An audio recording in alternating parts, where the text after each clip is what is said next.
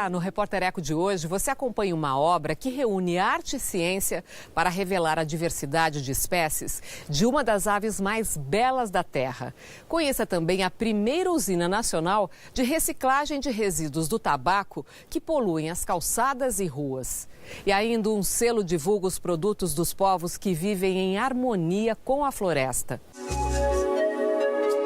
A marca Origens Brasil conecta quem produz de forma sustentável com quem compra e valoriza as comunidades tradicionais e os seus territórios.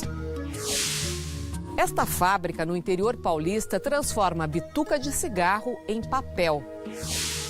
E o pintor naturalista Eduardo Bretas e o ornitólogo Luiz Fábio Silveira lançam um livro com imagens e informações científicas sobre as 87 espécies de beija-flor encontradas no país.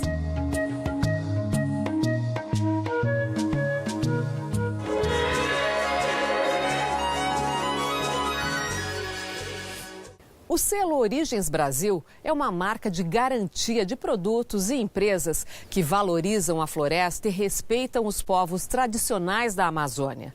O projeto é do Imaflora, em parceria com o Instituto Socioambiental.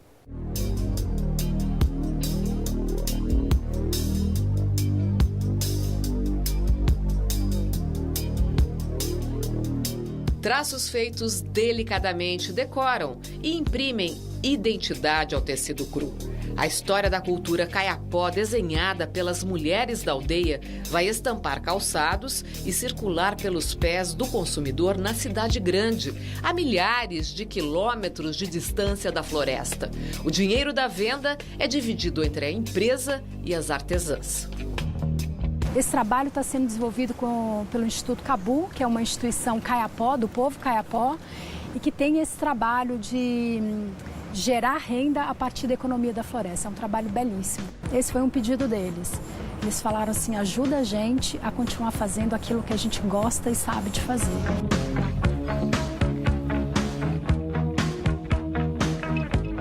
O pedido de populações tradicionais inspirou instituições como o Imaflora, Instituto de Manejo e Certificação Florestal e Agrícola, e o ISA, Instituto Socioambiental. Juntos, lançaram o selo Origens Brasil, uma plataforma tecnológica para conectar produtores, extrativistas, indígenas, ribeirinhos e quilombolas a empresas interessadas em valorizar, pagar o preço justo e comercializar os produtos da floresta. Os dados vão desde quem é um dos produtores, onde ele reside, qual é a sua etnia, que língua ele fala, e a gente vai até os dados da produção. Que tipo de produto ele coleta, com quem foi comercializado, sobre que condições foi comercializado, teve pagamento de preços justos, essas relações foram estabelecidas de forma transparentes e claras, quantas pessoas foram beneficiadas, tudo isso ajuda que a gente tenha mais transparência sobre essas cadeias. Qual é a economia oculta da floresta? A gente precisa trazer luz a essas informações que a gente pouco conhece. A engenheira florestal e coordenadora da iniciativa no Imaflora, Patrícia Gomes, conta que o selo Origens Brasil foi criado em 2016, a partir do território do Xingu, na região de Mato Grosso. Agora, novas áreas como a Calha Norte e o Rio Negro trabalham com o selo. Junto, esses territórios representam praticamente 20% da Amazônia. Então, a gente tem possibilidade de fazer com que essas histórias cheguem mais próximo do mercado consumidor, que valorize essa produção e que a gente consiga fazer uma frente para as atividades ilegais e predatórias que frequentemente ameaçam esses territórios. Mais de 1.000 produtores de 25 áreas protegidas estão cadastrados no selo Origens Brasil e ofertam 22 produtos da floresta. A gente parte do pressuposto que cada região vai ter o seu potencial. Então você tem região que é rica em castanha, tem região que é pequi, tem região que é a pimenta, tem região que é o cogumelo, tem região que é o babaçu. Então cada região ela tem a sua aptidão. André Vilas Boas, cientista social e secretário executivo do Instituto Socioambiental, um dos gestores do selo Origens Brasil, conta que 8 empresas estão comercializando os produtos das comunidades tradicionais. Essa conexão entre os serviços socioambientais desses territórios, né, a proteção e preservação também dessas populações, né, e o seu produto, né, dentro de uma plataforma que tem transparência, que coloca as informações de maneira clara sobre esses territórios, sobre a população, sobre o manejo do produto, isso é algo que agrega valor para eles, também a sua empresa, a sua responsabilidade socioambiental. O consumidor final também pode conhecer a origem do produto que quer comprar. Informação importante para fazer a melhor escolha. São grandes blocos de territórios, de floresta, que têm serviços socioambientais, serviços tanto na manutenção da biodiversidade, produção de água, chuvas. Então isso é um valor, né? É um serviço, né? É uma benfeitoria dessas populações.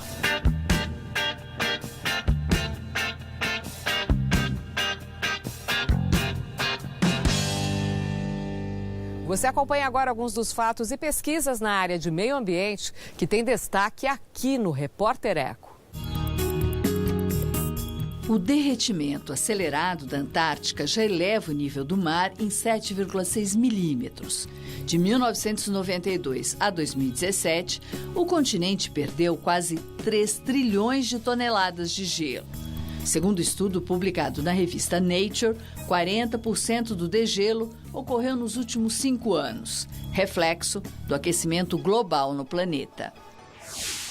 Outra pesquisa, desta vez publicada na Nature Plants, revela a preocupação dos cientistas com a morte sem precedentes de baobás milenares da África. Nos últimos 15 anos, aumentou rapidamente o desaparecimento das árvores com idade entre 1.000 e 2.500 anos, em consequência das temperaturas muito altas e da seca. E aguarde só um instante. Obra reúne arte e ciência para apresentar os beija-flores do Brasil. E a seguir, no interior de São Paulo, conheça a primeira usina nacional que recicla bitucas de cigarro. O Repórter Eco volta daqui a pouco.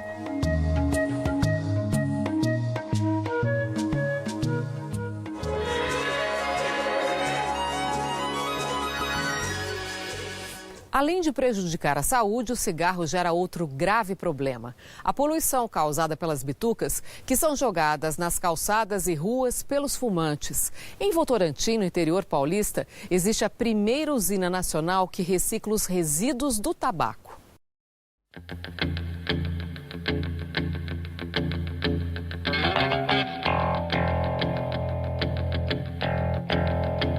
Fumar faz mal para a saúde das pessoas. Todo mundo sabe disso. Mas e o que sobra no meio ambiente depois das tragadas de fumaça? Alguém já pensou no perigo que as bitucas representam, jogadas assim, sem critério, pelas ruas e cantos das cidades? O que nós observamos em todo esse tempo de trabalho é que as pessoas não reconhecem resíduos de cigarro como lixo, e nem que é o lixo mais tóxico do planeta. O cigarro não fumado, ele tem 5.365 substâncias tóxicas. Ao processar a queima, ele altera a composição química. Então, ele passa a ter 8.680 substâncias tóxicas. Em alguns casos, a bituca de cigarro ela é mais tóxica que o próprio lixo hospitalar.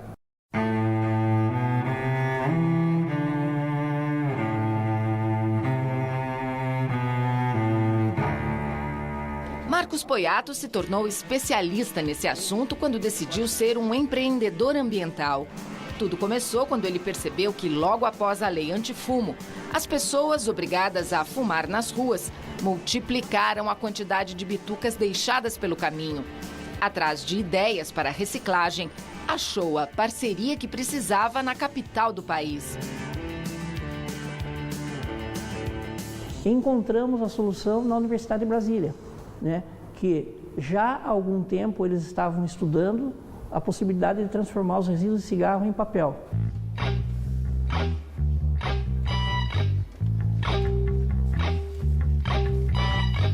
Mas a burocracia emperrou os planos do empresário e da universidade. Foi pedido o registro em 2003. O registro da patente só saiu em 2014. Foram 11 longos anos de espera para validar esse processo científico desenvolvido aqui no Brasil.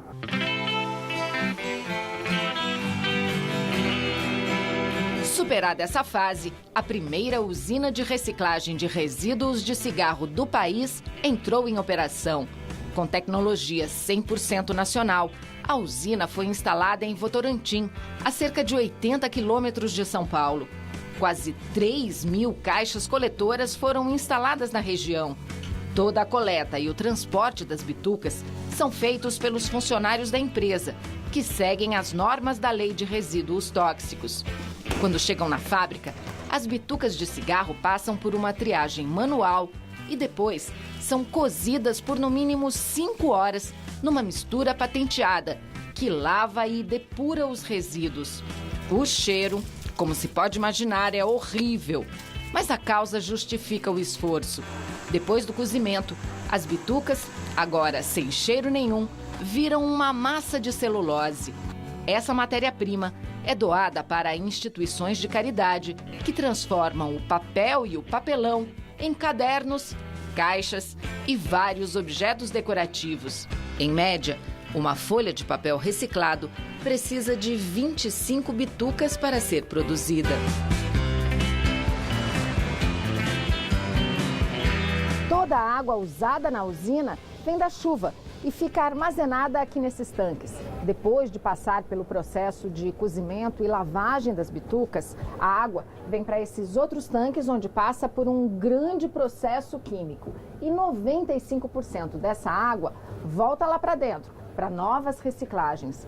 Mas sobram 5% de resíduos, que concentram todos os produtos tóxicos que estavam nas bitucas.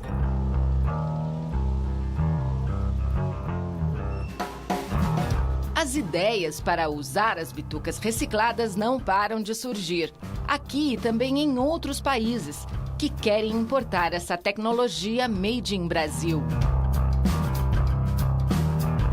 Temos interesse também já despertado em outros países para conhecer a tecnologia e viabilizar o encaminhamento para esses países. Podemos fazer mantas de contenção de produtos químicos com essa massa celulósica, nós podemos fazer caixa de papelão, papel de embrulho pardo, revestimento de parede e vários outros produtos que agora nós vamos estar avaliando para ver a viabilidade econômica e identificar qual será a melhor possibilidade de encaminhamento desse material.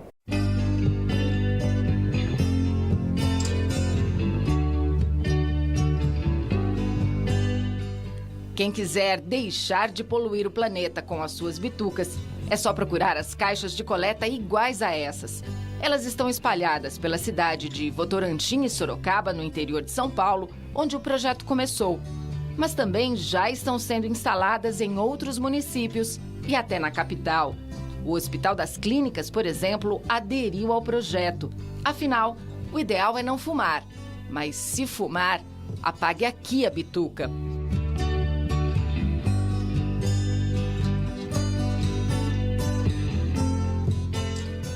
Chegou a hora das imagens que a gente escolheu para você na internet.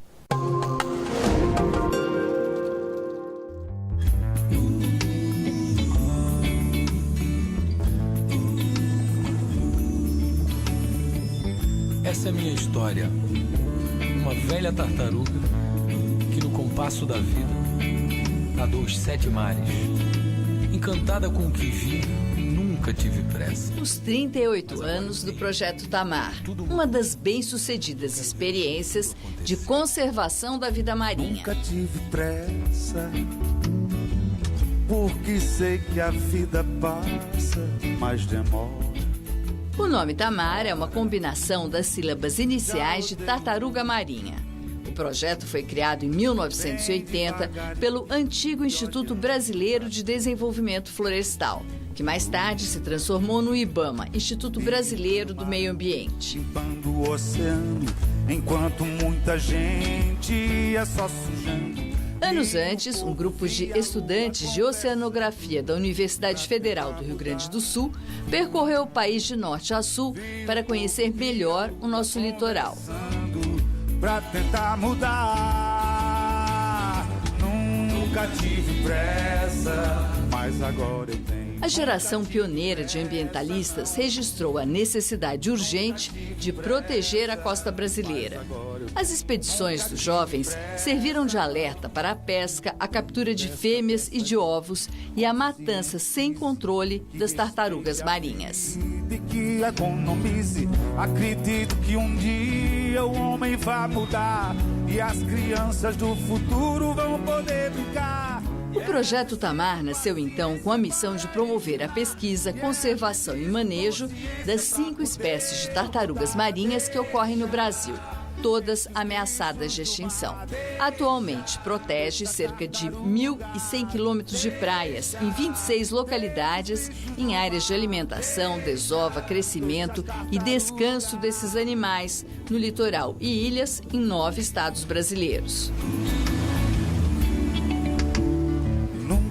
Tive pressa. A tartaruga marinha vive em constante migração.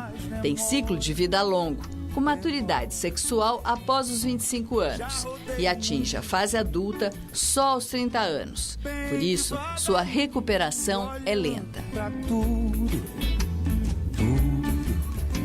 Depois de quase 4 décadas, o Tamar comemora as primeiras vitórias. Estudos científicos revelam tendência de aumento das populações de 4 das 5 espécies desses répteis, que existem na Terra há mais de 180 milhões de anos. Acompanhando o canto das baleias do show. Mais de 35 milhões de tartarugas foram salvas e devolvidas ao mar ao longo dos 38 anos do projeto. Nunca tive pressa, não. Nunca tive pressa, mas agora eu tenho. Por ano, cerca de 2 milhões de tartaruguinhas são devolvidas ao oceano. Mas a cada 1.000 filhotes que nascem, apenas 2 sobrevivem no ciclo natural. Acredito que um dia o homem vai mudar e as crianças do futuro vão poder brincar. O Projeto Tamar avançou na luta contra a extinção, mas as ameaças permanecem. O futuro da iniciativa depende cada vez mais do envolvimento e do apoio de governos, empresas e sociedade em defesa da conservação da biodiversidade. Deixa as tartarugas.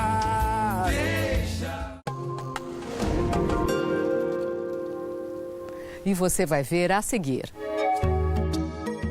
Livro revela a beleza e a importância dos beija-flores como polinizadores de plantas. O Repórter Eco volta daqui a pouco.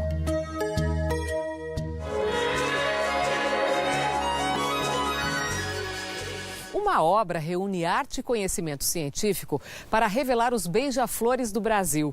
O pintor naturalista Eduardo Bretas e o ornitólogo Luiz Fábio Silveira registraram em livro as espécies encontradas no país de uma das aves mais belas do mundo.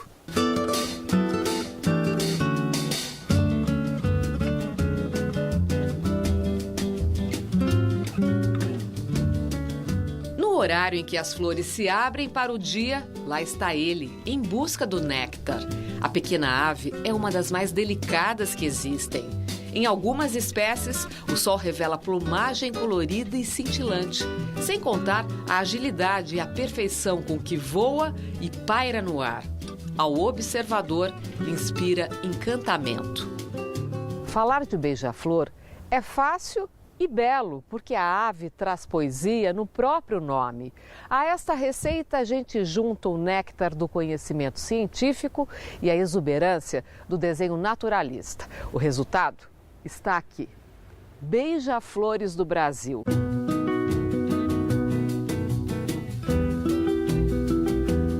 O livro livro faz uma combinação de arte e ciência para dar significado à existência de uma espécie.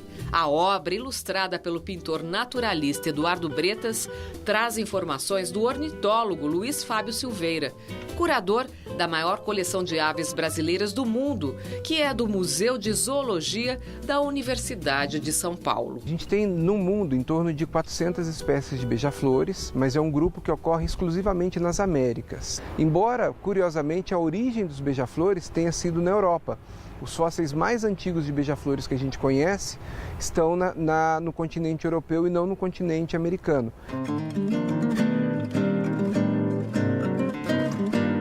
O autor conta que as 87 espécies brasileiras catalogadas estão representadas no livro. A gente brinca que onde tem flor nas Américas vai ter um beija-flor, né? Então eles são amplamente distribuídos, eles ocorrem no Brasil em todos os biomas e, obviamente, por causa da extensão e da diversidade de ambientes que a gente tem, a Amazônia é a região, é o bioma que concentra a maior quantidade de espécies de beija-flor. No Brasil, ainda não há espécie extinta, mas 3 delas estão em situação bem delicada. Um deles é o rabo de espinho, que ocorre só na Mata Atlântica, nas áreas entre o Rio de Janeiro e o sul da Bahia, e essa área foi a área que foi mais desmatada da Mata Atlântica. Então a gente tem hoje 1 ou 2 locais no sul da Bahia onde essa espécie ainda pode ser vista. No mais, ela realmente desapareceu. A mesma coisa acontece com o balança-rabo canela, que é uma espécie que habita o subbosque escuro da floresta na Mata Atlântica também, que também está desaparecendo, e o balança-rabo de Margarete, que é uma espécie também endêmica do Brasil, que tem 2 subespécies, uma que ocorre só na região do Espírito Santo, sul da Bahia, e outra que ocorre entre Alagoas e Pernambuco. O desmatamento e a descaracterização do hábitat é, sem dúvida nenhuma, o grande fator que ameaça não só os beija-flores, mas praticamente toda a fauna brasileira.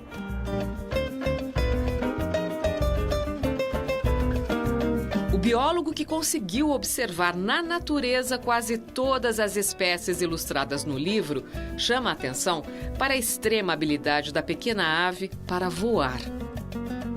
Pode voar em várias direções, ele pode voar para cima, para baixo, para frente, para trás, ele pode parar no ar.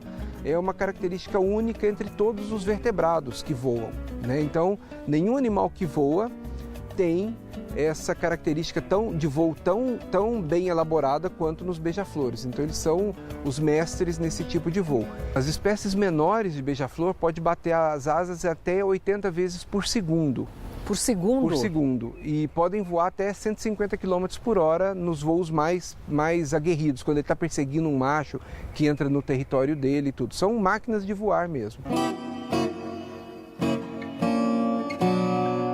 Além de exímios voadores, eles são importantes polinizadores. Eles polinizam árvores frutíferas que dão frutos para nós, inclusive, como o maracujá, por exemplo. Eles polinizam uma série de outras plantas em todos os biomas brasileiros e também são importantes no controle de insetos. Então, eles capturam muitos pequenos insetos durante o voo e isso é importante também para o controle biológico desses animais. O beija-flor também serve de referência. É um indicador de qualidade de ambientes que pode ser um aliado da política de conservação.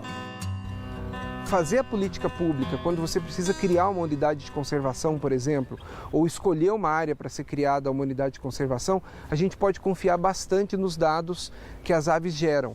Então, se a gente tem determinados grupos de aves presentes no local, a gente pode inferir com um grau bastante grande de certeza que a gente vai ter todos os outros grupos de animais interessantes ali, né? Então, as aves são um bom guia para a gente lidar com políticas públicas de conservação.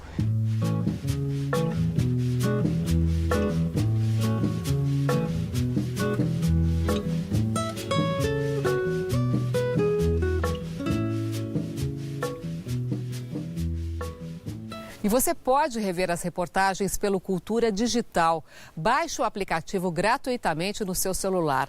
Acompanhe também o programa pelo youtube.com/Repórter Eco TV Cultura e não esqueça de curtir a nossa página no Facebook. E a gente encerra hoje com o pensamento do famoso neurocientista português Antônio Damasio, considerado um dos maiores estudiosos do cérebro humano. Pensar positivamente, ou seja, pensar com sentimentos positivos fortes, é de um extraordinário valor para a saúde em geral. Repórter Eco, até o próximo programa.